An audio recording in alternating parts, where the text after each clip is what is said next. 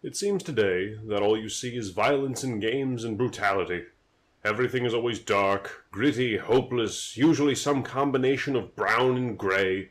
It's all bleak and blah. I look out at the vastness of the industry and ask myself, whatever happened to whimsy? Bright colors and light-hearted outlooks are things of the past. Maybe it's because we've all grown up and understand just how miserable everything is. But with exception to Nintendo, there really aren't many games being made that are, well, happy. But, out of seemingly nowhere, D-Pad Studios has given us a true gem. Owlboy!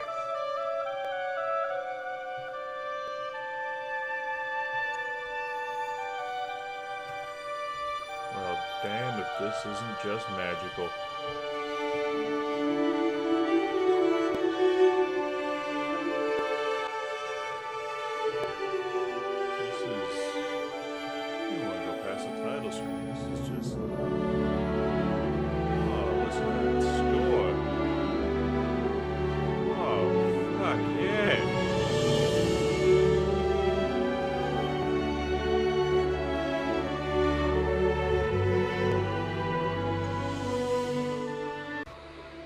God damn it, it's depressing.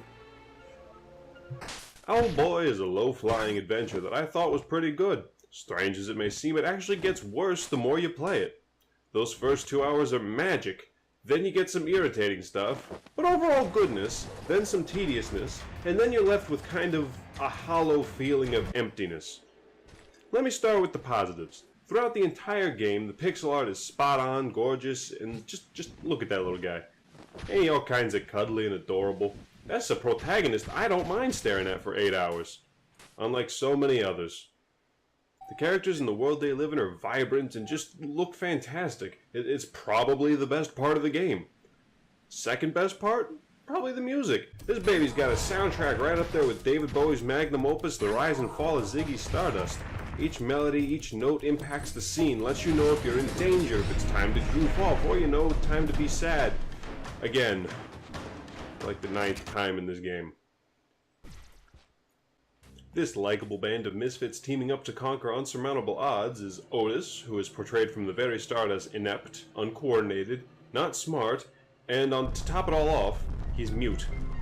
That's how you set the foundation for an underdog. This poor sweet owl has absolutely nothing going for him.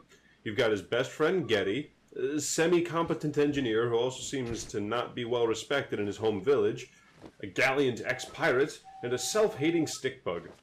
It's a great cast with even more wonderful supporting characters throughout the whole story. My main complaints are from the story and gameplay. Let me tackle gameplay first because that's probably the more important one when talking about a game. Owlboy mainly consists of playing Metal Slug with wings, because Otis can fly because he's an owl. They got them wings. But to keep things interesting, there are some variants to the gameplay formula that certainly help to break up the monotony. There are a handful of cute puzzles that make you feel clever the first time you solve them. Then you solve the same puzzle a second time. Then you just nod and realize the designer really likes this puzzle when you solve it a third time. Then there are the stealth sections. Granted, you're not required to be stealthy, you can charge in head first, but remember, you're an owl and will likely meet certain demise. I didn't mind these. Sometimes I'd be stuck waiting a while enemies looked the other way. But there is one aspect of the game that I can't forgive, and it's not the only game to do this. There are a few narrow corridors with spikes and enemies that are very difficult to avoid. And here's the kicker. They turn off the lights. I want to be able to see where I'm going. Maybe that makes me entitled, but I want to know where the enemies are and where I am so I can plan accordingly. These sections were, like, mind-numbingly tedious to the point where I just dove headfirst into the spikes and used the invincibility frames to get to the next checkpoint.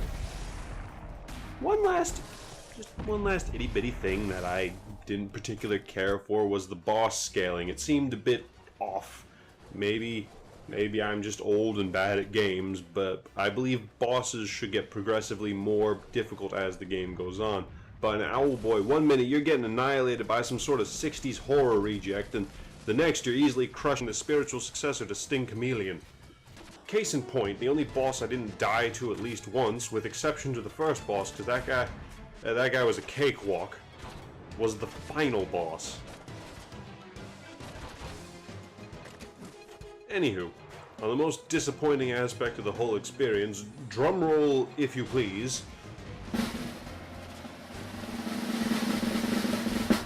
the plot. Alright, now, in case you're touched in the head by the ancient Nordic deity Oblivious, I want to make it blatantly obvious that this is the spoilers section. So, the story starts out with you being berated by your mentor for being an all-around disappointment, failing in your studies, can barely fly, you know, classic underdog opening, or in this case, Under Owl.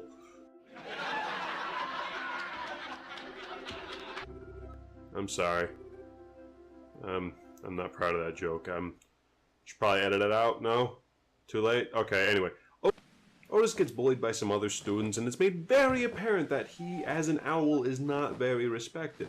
Boom. Great basic protagonist, but where's the conflict? Where's the driving force that makes him push himself beyond his limits to save the day? Introducing malevolent sky pirates led by a ruthless madman. Otis witnesses the main antagonist do a really bad thing that makes every NPC in the game very sad. It's cliche, but it works. We've got our underwhelming hero, our imposing bad guy, David and Goliath. Bards shall sing great songs of their battle. But wait. Slow down. As the story continues, we learn that the evil pirate leader is actually a war machine built by the ancient owls, and he's just rampaging because that's his sole purpose. Great. That makes him much less hateable because he's doing it because he's programmed to. Also, there are these artifacts that have the potential to destroy the world. The ancient owls made them to stop something called the Loop, which is some vague prophecy of the end times. And this is where the writing really starts to fall apart. So when it comes time for the final confrontation with the bad guy you've been opposing for the entire game, he's just kind of swept under the rug in a cutscene, because his existence interferes with the happy ending where you save the world from an even greater threat you just learned about in exposition 3 minutes before the game ended. That's really a rushed ending. Instead of saving the world from some kind of pseudoscience gone wrong, I'd have been much happier with pummeling Pirate Man into a pulp and locking the relics away for safekeeping. Then Otis would go home and be praised as a hero and given the respect he so sorely deserved. It's cliche, sure, but could have really used any kind of happy ending in this journey. The final boss is the only person who's been nice to you throughout the whole game. You have to beat the crap out of him. And then the game ends with you plummeting towards the earth unconscious. You don't feel any sense of accomplishment. Supposedly you've saved the world, but you'll never be around to enjoy it. I'm being overly critical of the story. It's a fine game. It's well crafted, plenty of love in the design and the artwork. All in all, the game's really a hoot.